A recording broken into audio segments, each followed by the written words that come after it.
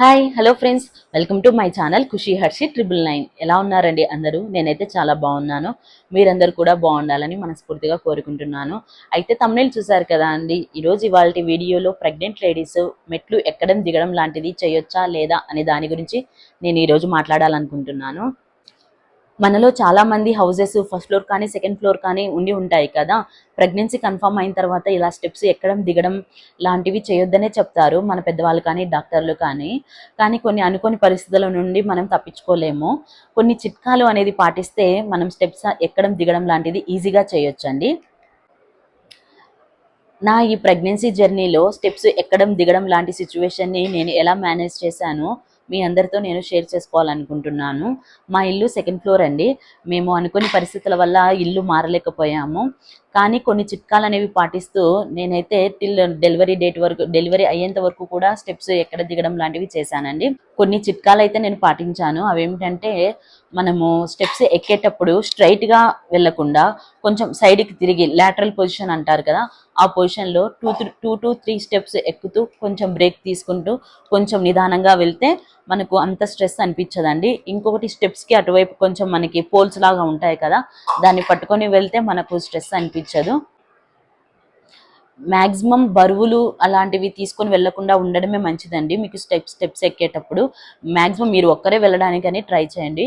కొంచెం ఫస్ట్ ఫ్లోర్కి వెళ్ళిన తర్వాత కొంచెం బ్రేక్ తీసుకోండి. నేను మెయిన్గా పాటించింది ఏంటంటే, స్టెప్స్ ఎక్కుతున్నాననే ఫీలింగ్ నాకు రాకూడదనేసి నేనైతే మ్యూజిక్ అనేది వినేదాన్ని అండి. కంపల్సరీ ఫస్ట్ స్టెప్ కింద నుంచి స్టార్ట్ అయ్యేటప్పటి నుంచే నేను మ్యూజిక్ అనేది ఆన్ చేసుకునేదాన్ని. సో అలా మీకు నచ్చింది చేస్తూ వెళ్తే అలా స్ట్రెస్ అనిపించిందండి. మ్యాక్సిమం మ్యూజిక్ అనేది వినడానికి ట్రై చేయండి. ఎందుకంటే మనం స్టెప్స్ ఎక్కేటప్పుడు ఇంకా ఏ పని మనం చేయలేము. కాకపోతే ఆ వినడంలో కూడా మళ్ళీ ఇన్వాల్వ్ అయిపోతే చాలా కష్టం అండి.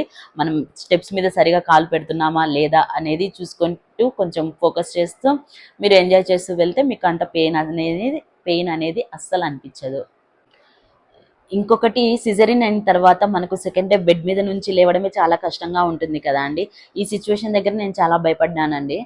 సెకండ్ బెడ్ మీద నుంచి లేవడానికి ఇంత ఇబ్బంది పడితే సెకండ్ ఫ్లోర్లో ఉన్న నా ఇంటిని నేను ఎలా చేరుకుంటాను అనేసి చాలా టెన్షన్ పడ్డాను. కాకపోతే మా డాక్టర్ని అడిగితే వాళ్ళు బెల్ట్ అనేది సజెస్ట్ చేశారండి. 5th డే నుంచే బెల్ట్ పెట్టుకోమని చెప్పారు. ఈ బెల్ట్ వాడడం వల్ల మనకి బ్యాక్ సపోర్ట్ అనేది చాలా ఉంటుందండి. అసలు డిశ్చార్జ్ అయ్యి ఇంటికి వచ్చే రోజు నాకు అసలు స్టెప్స్ ఎక్కుతున్న ఫీలింగే నాకు కలగలేదండి. ఈ బెల్ట్ అనేది నాకు చాలా యూజ్ అయింది. డైనా కంపెనీ సంబంధించి చూడండి. సో డిశ్చార్జ్ అయ్యి వచ్చే రోజు మీరు బెల్ట్ అనేది పెట్టుకొని స్టెప్స్ అనేది కొంచెం నిదానంగా ఎక్కితే మీకు అసలు ఎక్కుతున్న ఫీలింగే అనిపించదు. సో ఇది అండి నా ప్రెగ్నెన్సీ జర్నీలో నేను స్టెప్స్ ఎక్కడం దిగడం ఎలా మేనేజ్ చేశాను అని. కాకపోతే కొన్ని సిచ్యువేషన్స్లో కొంతమంది అసలు స్టెప్స్ ఎక్కడం దిగడం చేయకూడదు. వాళ్ళు ఎవరు అంటే, కొంతమందికి డాక్టరు బెడ్ రెస్ట్ అనేది సజెస్ట్ చేసి ఉంటారు కదా, వాళ్ళు అస్సలు ఎక్కడం కానీ దిగడం కానీ చేయకూడదండి. ఇంకొంతమందికి ప్లెజెంటా కిందికి జారి ఉంటుంది కదా, మాయ జారి ఉంది అంటారు కదా, అలాంటి వాళ్ళు కూడా అసలు స్టెప్స్ ఎక్కడం దిగడం లాంటిది చేయకూడదండి.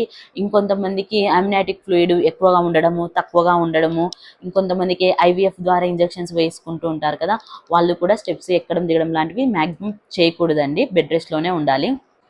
సో మీకు న్యాచురల్ ప్రెగ్నెన్సీ అయి ఉండి ఎలాంటి కాంప్లికేషన్స్ లేవు అంటే, మీరు హెల్తీగా ఉన్నారంటే ఎన్ని ఫ్లోర్స్ అయినా మీరు హ్యాపీగా ఎక్కడం దిగడం చేయొచ్చండి. ఇది ఫ్రెండ్స్ ఇవాల్టి వీడియో. మీకు కనుక ఈ వీడియో నచ్చినట్లయితే please comment, like, share, subscribe my channel. మళ్ళీ సరికొత్త టాపిక్తో మళ్ళీ మీ ముందుకు వస్తాను. అంతవరకు సెలవు. నమస్కారం.